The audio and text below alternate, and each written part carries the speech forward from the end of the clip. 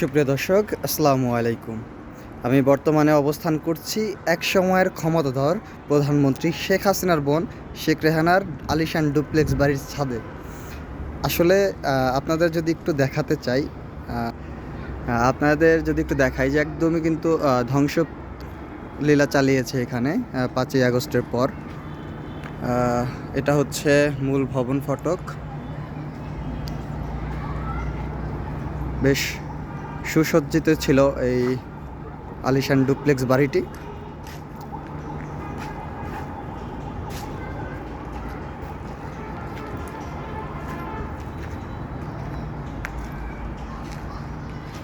আমি যদি একটু ঘুরে ঘুরে দেখানোর চেষ্টা করি আপনাদেরকে, যে একদমই কিন্তু এই বাড়িটিকে ধ্বংসে পরিণত করে দিয়েছে 5ই আগস্টের পরে।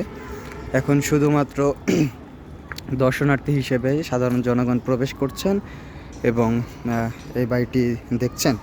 আসলে তারা দেখে অনেকেই মন্তব্য করছেন যে তাদের জীবনযাপন দেখে খুবই অবাক হয়েছেন। তারা বললেন যে এরকমের একটা জিনিস, অর্থাৎ এরকম একটি বাড়ি তৈরি করে রেখেছে, তাও বছরে 2-1 বার আসার জন্য। এটা টাকা অপচয় ছাড়া আর কিছুই না। আমি যদি একটু দেখানোর চেষ্টা করি, এখানে কিন্তু বেশ শুনশান নীরবতা। সড়কের পাশে থাকলেও কিন্তু আগে মানুষ এখানে আসা যাওয়ার চিন্তাও করতে পারতো না।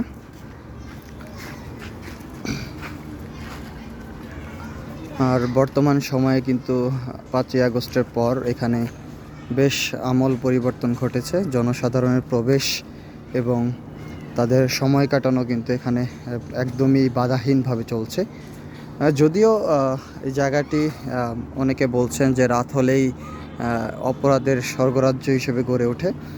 আমি এখানে এসে কিন্তু বেশ কিছু আলামতও পেয়েছি। যদি আপনাদেরকে দেখানোর চেষ্টা করি, এক কথা এখানে মাদক থেকে শুরু করে বেশ অসামাজিক কার্যকলাপেরও চিহ্ন পাওয়া গিয়েছে, যেটি কিন্তু বেশ ভয়ানক একটি ব্যাপার। যেহেতু পরিত্যক্ত একটি বাড়ি এটি বর্তমান সময়ে, এই পরিত্যক্ত বাড়িটিকে ঘিরে কিন্তু বেশ রহস্যও রয়েছে মানুষের।